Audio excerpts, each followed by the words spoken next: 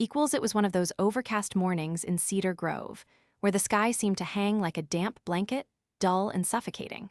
I stood in front of my mirror, staring at a stranger reflected back at me. The pale light seeped in through the window, barely illuminating the contours of my face. My dark curls fell messily around my shoulders, evidence of another restless night. I could still feel the lingering warmth of the whiskey I had poured down my throat before collapsing into a fitful sleep. But today was different. Today I had a plan. The world outside was painted in shades of gray, but inside me, a storm brewed, ready to unleash devastation. Lillian, are you really going to go through with this? The question echoed in my mind as I turned my gaze to the photograph hanging on my wall. It was a picture of my brother, Jamie, taken at the beach when we were kids. His wide smile, sun-kissed skin, and that silly straw hat he used to wear brought a bitter taste to my mouth. Jamie had been my protector, my confidant, the one who taught me how to ride a bike and stand up for myself. And now he was gone, taken from me far too soon by the very person I had trusted the most. Michael had stolen my brother and with him, my entire world. I pulled my thoughts back to the present, shaking my head as if to dispel the clouds that threatened to consume me. Yes, I am, I whispered to my reflection, my voice firm despite the tremor in my chest. I knew that I had to do this. It was the only way to reclaim the shattered pieces of my life. With a deep breath, I dashed the tears from my eyes and dressed quickly. I slipped on my favorite black jacket, the one that made me feel both invincible and invisible. I took a moment to grab my keys from the wooden bowl by the door. It was a small gesture, yet it felt monumental. Sometimes, the simple act of taking control can send ripples through one's soul. Today, I would navigate through the chaos. Stepping outside, I felt the damp air seep into my lungs, sharp and crisp.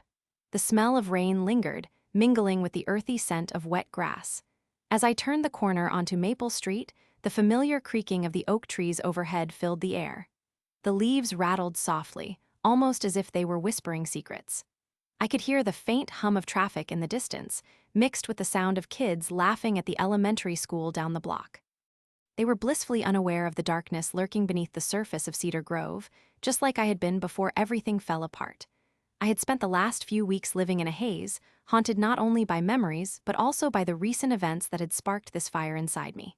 It was the day that shattered my world, the day I witnessed the betrayal. The day Michael had chosen to show his true colors right in front of me. "Hey, Lillian," a voice called out, snapping me back to reality. It was Sarah, a childhood friend, bounding toward me with her usual brightness, her blonde hair dancing in the wind. The joy radiating from her seemed foreign to me now, like an ache in my heart. "Hey, Sarah," I replied, forcing a smile that felt like a mask. "How are you?" "I am good. I just got a new job at the cafe downtown. We should celebrate," she exclaimed, her eyes gleaming with excitement. I felt a sting of guilt wash over me. Sarah had always been a ray of sunshine in my life, and here I was, a shadow among the bright colors. "That sounds great," I managed, my mind already wandering. I needed to keep moving. "You okay? You look a little tired?" she asked, her brow furrowing with concern. "Just a rough few nights, you know how it is," I replied tightly, feeling the tightening in my chest. "Do you want to grab lunch later? I could use a friend." I hesitated, knowing that my mind would be elsewhere. The plan was already set in motion, and I did not want to drag Sarah into my murky waters. "I can't actually, I have things to do," I said, forcing the words out. Sarah's smile faded slightly, but she nodded, understanding something was off. "All right, but you know I'm here if you need to talk." "Thanks, Sarah, really," I replied, appreciating her support but knowing I had to walk my own path. As I turned to leave, I heard her call after me, "Just take care of yourself, okay?" I stepped away, hurrying down the street, the grip of determination soothing my frayed nerves. Every step felt more purposeful, fueling the fire in my chest. At that moment, revenge became my only goal. I could feel it thrumming through my veins like an electric current. As I neared the old, crumbling building that housed the law office where Michael worked, my heart raced in my chest. This was it. The place where everything had begun, where my brother had been wronged, and where justice had been unjustly delayed. I paused outside for a moment, the cool glass of the door offering a reflection of the bubbling anger that lay beneath the surface. The sign outside, faded and peeling, read Granger and Associates. My fingers brushed the door as I pushed it open, the chime ringing out like the bell tolling for a funeral. Inside, the office was bright yet bland, the fluorescent lights casting an unflattering glow on pale walls adorned with mediocre artwork. I inhaled the smell of burnt coffee and something too sweet, perhaps from a pastry someone had left lying around. The reception desk sat front and center, and I could see Michael behind it, typing furiously on his keyboard, his face lit up with faux determination. "Lillian," he exclaimed, looking up with feigned surprise as if he had not deliberately chosen to shut me out after Jamie's death. "What a surprise." "Michael," I replied, keeping my voice steady, my heart pounding like thunder in my ears. He leaned back in his chair, crossing his arms smugly. He always had that way of looking down on others, like he was somehow better than everyone else. "What brings you here? I thought you had completely moved on from all of this." I clenched my fists, picturing Jamie's smile, his easy laughter, and the way his warmth lit up a room. "You know I have not moved on. What you did to Jamie," I paused, steadying my breath as turmoil brewed inside me. "The things you said?" "Look, Lillian," he interrupted, raising his hands in a dismissive gesture. "That was a long time ago. You should really let it go. Jamie made his choices, and I wasn't the only one involved." The words sliced through me like a knife, sharp and deadly. "You think this is about letting go? Jamie is dead because of you, because of your greed and your lies." I felt the heat rising in my cheeks, fury coursing through every inch of my being. "Hey, I am not the villain here," he said, his tone condescending, as if patronizing a child. "He was an adult. He made poor decisions. You need to face facts." I stepped closer to him, every emotion bubbling to the surface, threatening to explode. "You didn't care about him. You used him just like everyone else." "That is not fair," he snapped, leaning forward. "I cared. I wanted him to succeed, to reach his potential. By dragging him down with you." I retorted, feeling a surge of adrenaline pool in my stomach. "You think I do not know the truth? The lies you spun, how you manipulated him?" He chuckled once, a dry, humorless laugh that dripped with disdain. "You really think you can intimidate me? He made his own choices, Lillian. You should try to keep moving forward." "I will," I said through clenched teeth, "but not before I make sure you pay for what you've done." I could feel my fists trembling, rage spreading through my body. This moment was a mere foretaste of what was to come, the calm before the storm. Michael's smirk twisted into something harsher, something dark. "You think you can threaten me? You don't know who you are dealing with." "I know exactly who I am dealing with, Michael. And I am not backing down," I said, my voice steady, grounded in the resolve to reclaim the pieces of my life he had shattered. "This is not over, Lillian. You'll regret this," he warned, the threat seeping through in his tone, but it only fueled my fire. That old dread began to wrap around my heart, but I shoved it back, unwilling to let fear dictate my path. "Regret is all you know," I shot back, my spirit rising. "The day of reckoning is coming, and you won't see it until it's too late. I am done being afraid of you." His sneer returned. "You're playing a dangerous game, Lillian." "I was never the one playing games," I replied, turning away from him, feeling invigorated by the confrontation. I knew I wouldn't waver. I would follow through on my promise. As I stepped back outside into the thickened air, the coolness enveloped me like a cloak of clarity. With every beat of my heart, I could feel the plan I devised working its way deeper into my mind, tightening like a noose around Michael's neck. I glanced back once, spotting him through the window, and the reflection was stark. I was filled with rage, yes, but also something darker, something cleansing. As I walked along the street, I tingled with anticipation, noting all the familiar places and faces. Cedar Grove might have been my foundation, but it was also the battleground in which I was about to wage war. As I reached the corner of Maple and Birch, I took a deep breath, the sight of my future swirling before me like ghosts. It was just the beginning. Today, I had taken the first step toward claiming my brother's memory and avenging the devastation etched into my heart. The weeks ahead would test me, but I was resolute. I could feel the storm brewing, and it was time for Michael's world to shatter. Just like mine had the air felt heavier that morning, a damp chill wrapping around me like an unwelcome blanket as I stepped out onto the cracked sidewalk of Cedar Grove. I could sense the anticipation fizzing in my chest, more like a soft crackle than a fire, but it was there, urging me forward. I had spent too long sitting on the sidelines, watching everyone else live their lives without me, while I allowed my bitterness to grow like an unkempt garden. Today, I would begin to reclaim my space, my confidence, and a sense of belonging in the very town I felt had kicked me out. I pulled on my oversized cardigan, the sleeves swallowing my hands, and tucked a wisp of hair behind my ear as I set my sights on the cafe down the street. The comforting smell of warm coffee mixed with the crisp autumn air, swirling in gentle breezes filled with the scent of fallen leaves and distant smoke from chimneys. As I walked, my mind raced through the layers of betrayal I had endured. I had spent the last year piecing together my life after what happened, what Denise had done. Every step on the old pavement reminded me of the bruises her betrayal had left behind, raw and ripe for revenge. The storefronts appeared as if dressed for a party, vibrant window displays beckoning me inside, but the knots in my stomach wanted to keep me away, drumming up familiar insecurities. Would they recognize me? Would they cross the street to avoid making eye contact? I shook my head. Today was mine, and I would not be steamrolled by memories of the past. The jingle of the bell above the cafe door echoed in the small space as I stepped inside, the warmth wrapping around me. A few morning regulars lounged at tables, their noses buried deep in their newspapers. I glanced around, spotting the familiar barista leaning over the counter, her head bobbing to music that pulsed through her earbuds. Lily, with her bright red hair and a sliver of an infectious smile, used to be one of my closest friends. I had no idea what her loyalties were now, not after the fallout. "Hey, Lillian," she called, her voice lifting over the background noise like a song wafting through a window. I felt my cheeks redden, torn between relief and dread. "Long time no see, what brings you back?" "Just wanted some coffee," I offered, trying to mask the cracks forming in my tone. It came out lighter than I expected, but I could feel Lily's keen eyes searching, reading every slight movement in my expression. "Coffee is good," she nodded, leaning down to press buttons on the shiny espresso machine. "Want your usual?" "Yeah, sure," I replied. "That would be great." The sound of grinding beans filled my ears, powerful and full-bodied, matching the rush in my veins. As I waited, I absently fiddled with the bracelet on my wrist, a thin silver chain I had bought to celebrate my first solo victory at work. I had to remind myself of victories, tiny ways to feel less like a ghost in my own town. "Are you okay?" Lily asked, glancing up at me. The concern flickering in her gaze was disarming. I could tell she'd heard the rumors. "I mean, I know it's a lot to come back after, well, you know." "Yeah, after the fallout," I replied, forcing a smile that felt more like a grimace. "It's been a rough ride, but I'm doing better now." "Good to hear," she said, handing me the steaming cup that felt sturdy in my palm. The aroma was a nostalgic warmth that threatened to overwhelm my defenses. "You know, everybody has missed you. It was so strange around here without you. It just felt empty." "Empty," I echoed, biting my lip as I took a sip of the hot coffee. The bitterness melted down my throat, awakening me in ways I hadn't expected. I guess that is one way to put it.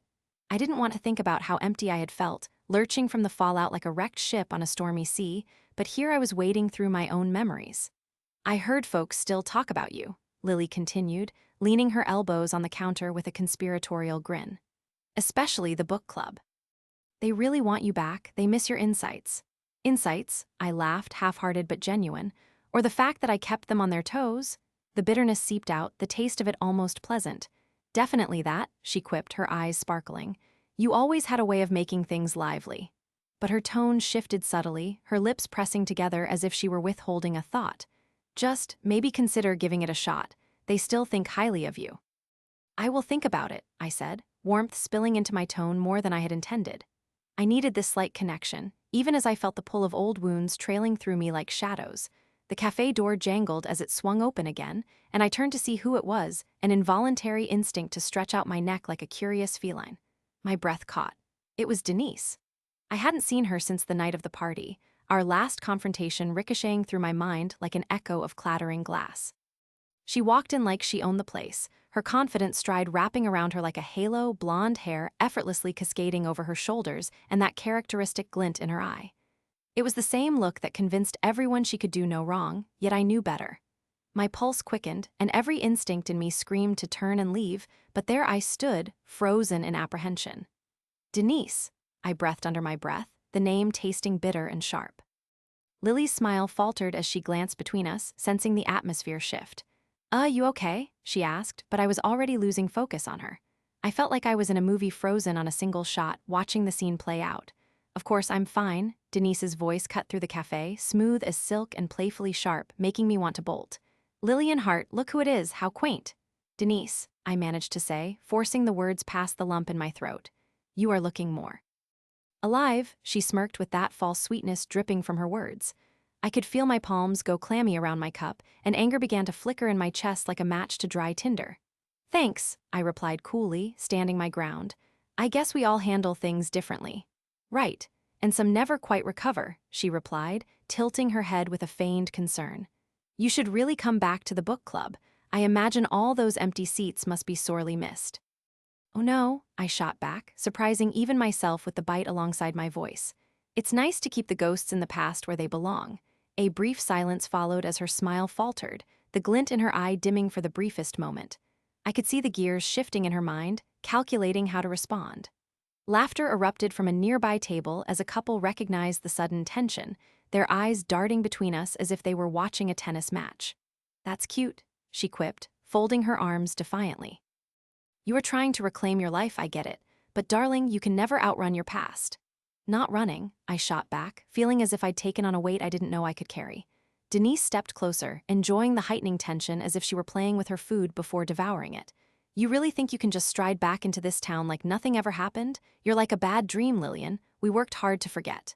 Not a nightmare, I replied through gritted teeth, my heart racing. I fought the urge to laugh at the dark absurdity of it all. But maybe I'll become one for you. Did you think I'd stay quiet forever, being the good girl while you flaunt your perfect life?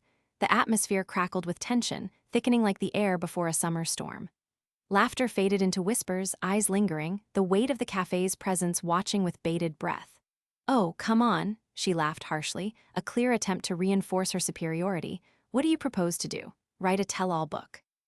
Really? You think you know me, huh? I leaned in, defiance coursing through my veins. Think again. Lily watched us, caught in the crossfire. Maybe you both should take a breath, she suggested hesitantly, eyes darting nervously. But it was too late, the dam had broken. What part of your life is so perfect that you can stand there and judge me? You think everyone believes that bright facade of yours? Newsflash, Denise, you are a fraud. Such venom, Lillian, Denise replied, leaning closer, her voice a silken whisper, barely containing her glee. Is that the best you can do? Or are those barbs just a reflection of your own insecurities? I could feel my body shaking, not out of fear, but with the intensity of the moment, a raw release of pent-up rage unleashed. They're not insecurities, they are your reflections. Her expression turned serious for a moment, revealing something deeper, an intrusion into her perfect exterior. You want to hurt me, don't you? You want to take me down with you. Not taking you anywhere, I replied, my voice steadier than I felt. I've got my own plans, thanks, and they don't include tearing you down. There was a suspenseful moment where we were two clashing titans, unwilling to back down until finally she laughed, the sound brittle like shattered glass. Good luck with that, she sneered, her confidence returning to her like a warm cloak. But to be honest, Lillian, you are no match for me. I'm going places you could only dream of. I could feel my heart pound, frustration surging. Yeah, just remember that every accomplishment of yours comes with a cost, and one day it will come back around, I said, letting the words hang in the air like a storm cloud ready to burst. Please, spare me your nonsense. She smirked playfully as if she were above it all and the others in the room were eager slaves to her whims. I think I'll take my chances at the top. With a final flick of her hair, she turned to leave, an air of dismissal surrounding her. Goodbye, Lillian, she called back over her shoulder, the sugary mockery laced in her words. Don't forget to take a number next time. The moment she stepped out, the tension snapped like a rubber band released. I felt as if I had held my breath and suddenly gasped for air. The hum of conversation began in the cafe again, easing the discomfort. It was like being released from an invisible grip, yet I was still shocked by the confrontation. Wow, Lily breathed, her amazement evident as she leaned over the counter. You are fierce. I had no idea you could confront her like that. Shaken, I admitted, allowing the tension in my shoulders to soften a little, but I'm also determined to start fresh. I believe you, she said, nodding her head in agreement. You deserve it. Thanks, Lily, I said sincerely. I really appreciate you standing with me, even if it was uncomfortable. Always, she winked, wrapping her fingers around my wrist before letting go. Now go out there and rock your revenge. I am rooting for you. Maybe I will, I said, a sense of freedom beginning to unfurl in my chest. As I left the cafe, I felt renewed, but not without the shadows of what Denise had left behind. The day was mine for the taking, and I was standing on the precipice of reclaiming more than just my space. The path ahead was uncertain, but I could start to see the outlines of my journey. The shadows would always linger, but today I stepped forward, truly ready to face the world and take back the life I had lost. The bitter wind howled outside as I stared at the flickering screens in my dimly lit apartment.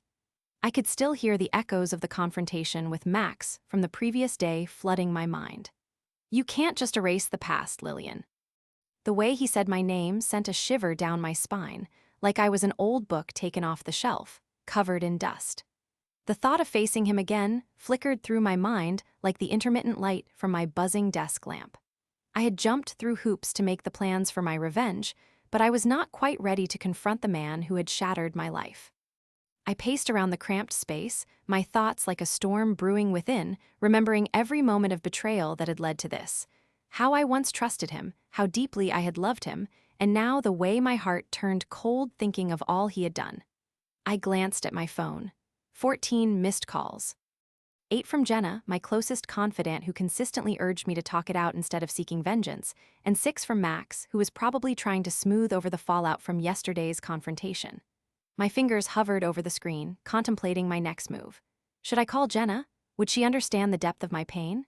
After all, she had always been the rational one. I hesitated, then decided against it.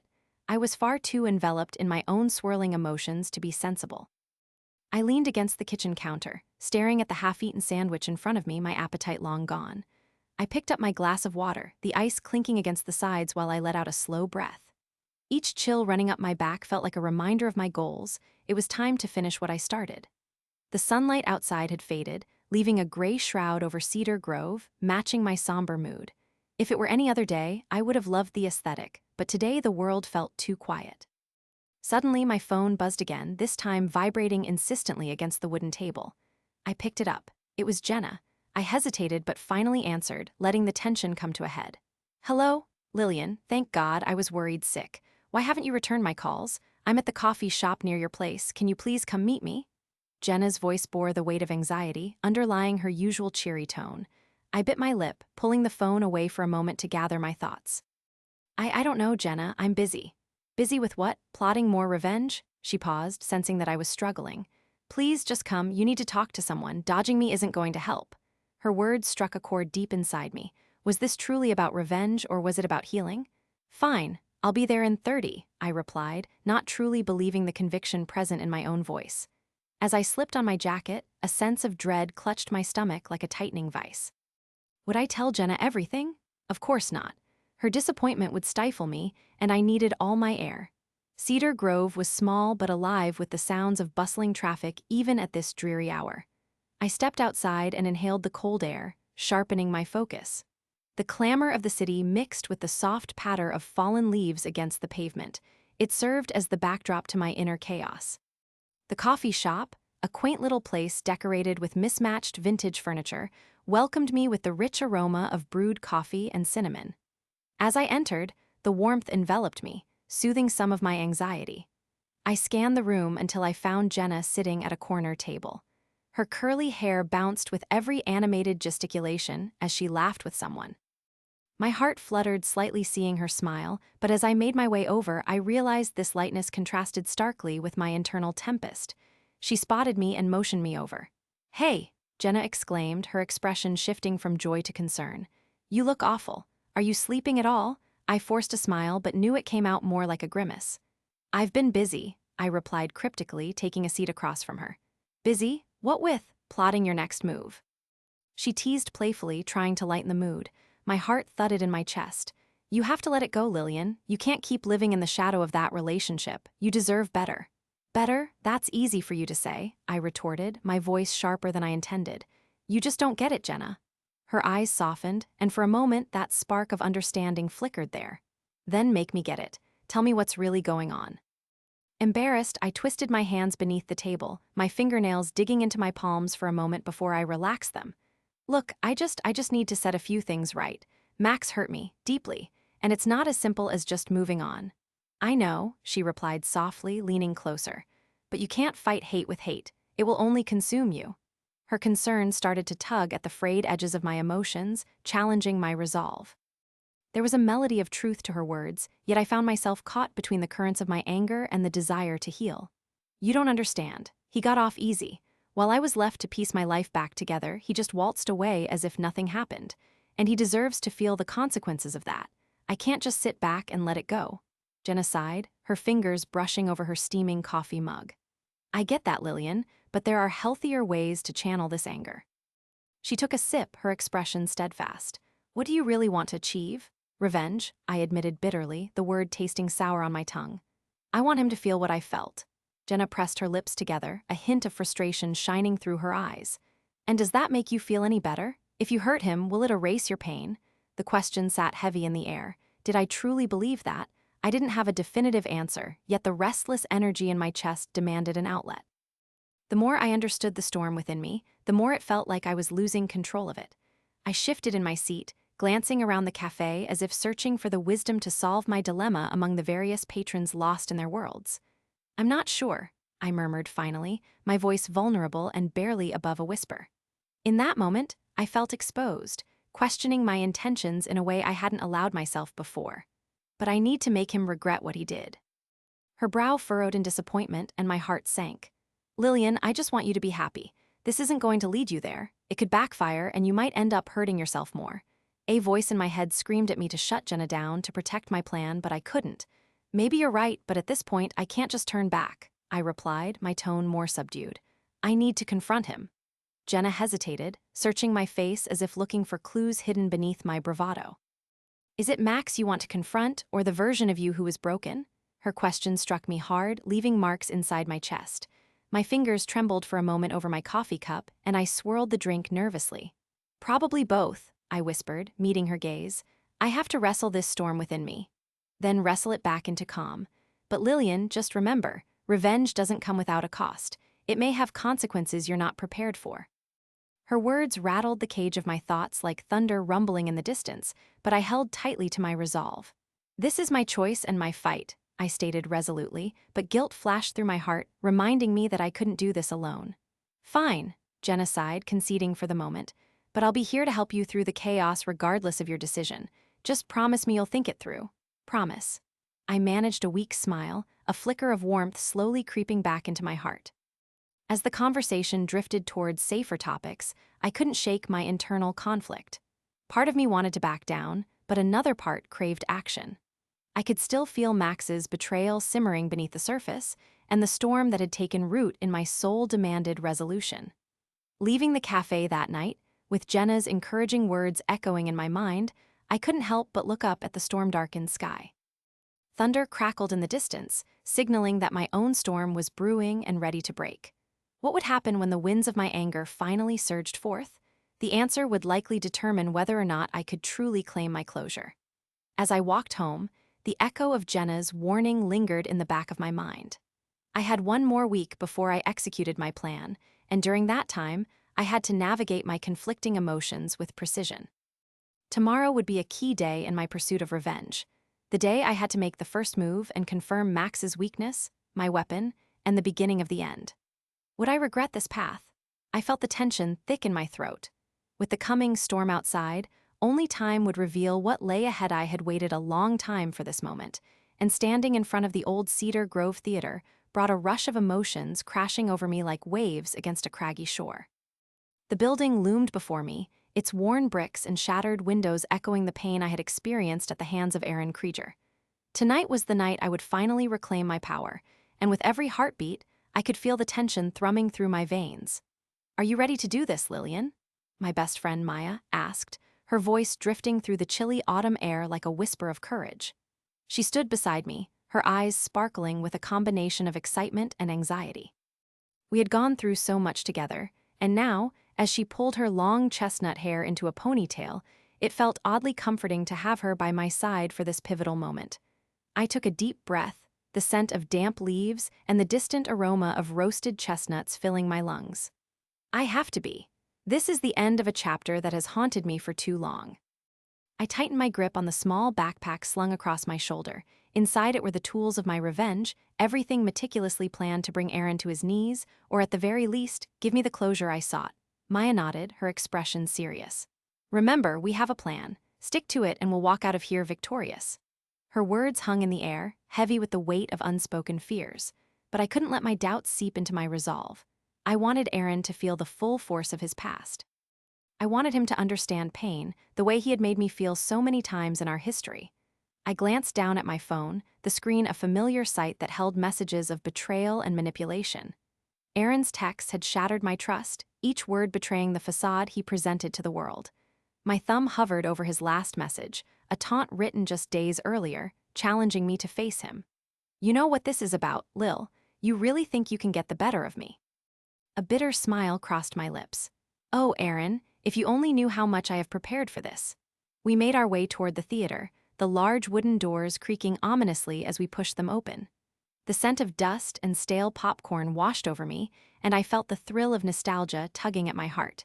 This was where we both had shared so many joyous moments before everything collapsed, but I was here for something more this time.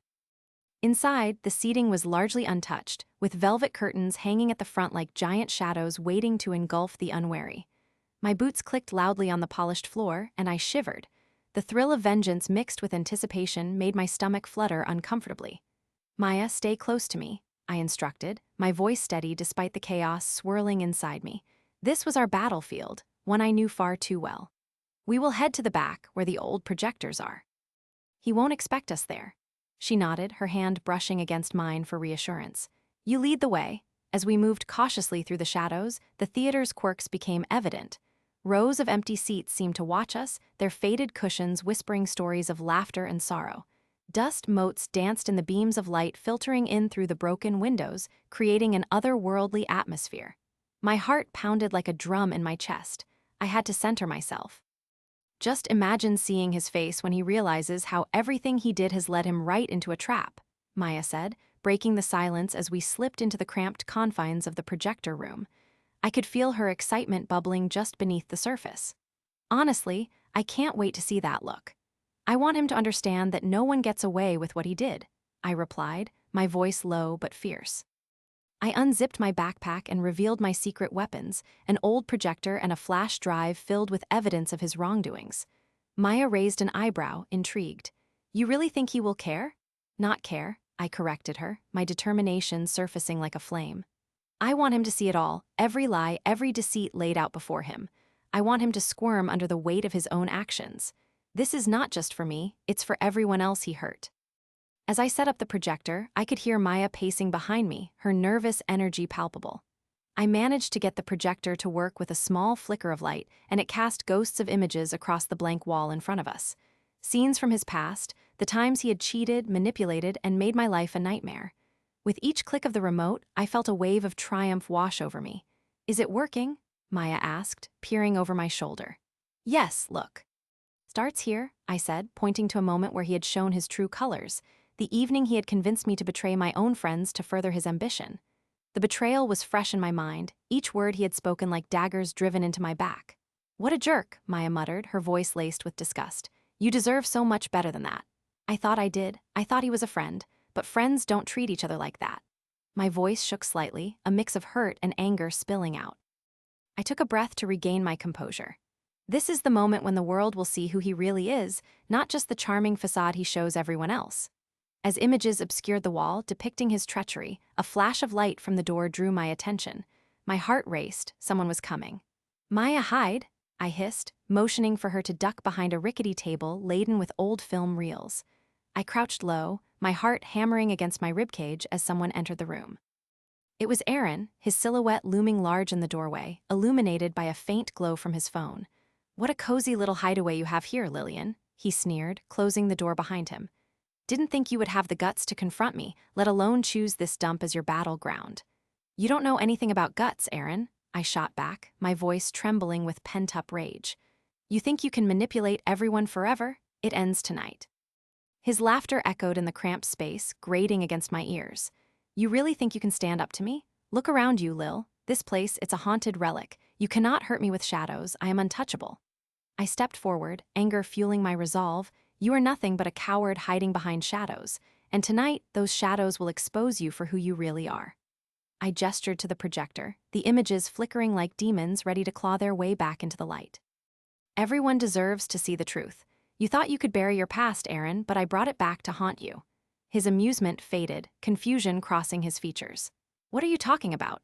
He glanced at the wall just as an image of his previous victim, someone I had trusted, who had fallen to his schemes, filled the other wall. The look of anguish and betrayal on the person's face struck him hard, and I could see the anger boiling beneath his composed facade. You think I managed to push everyone out of my life without consequences? His voice dropped, low and dangerous. Every game has its players, Lillian. You'll regret this.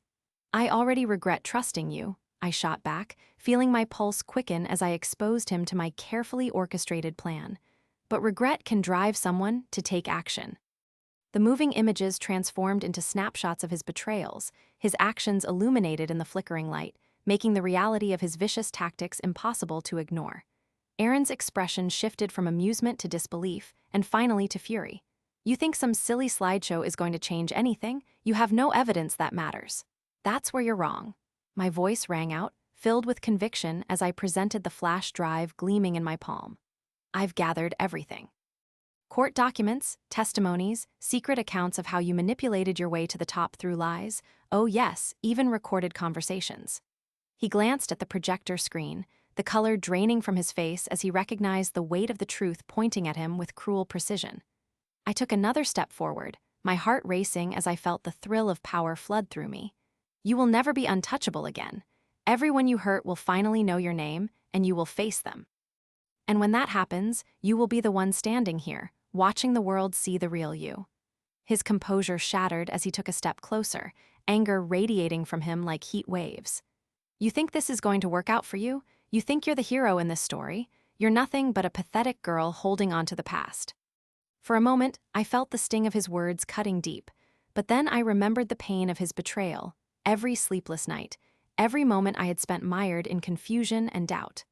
I would rather be the pathetic girl who stood up for herself than the monster cowering in the shadows of his own making.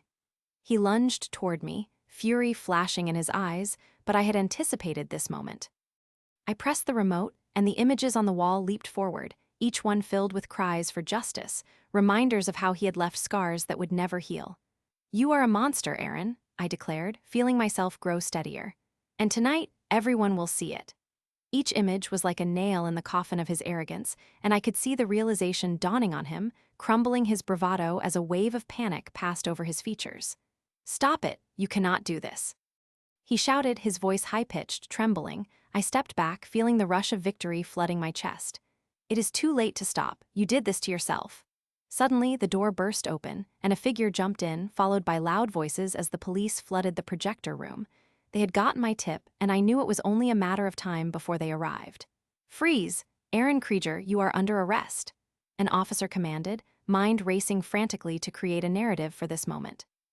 As they pulled him back, his fury welled over. This is not over, Lillian, you will pay for this. I stepped back, feeling a wave of exhilaration wash over me.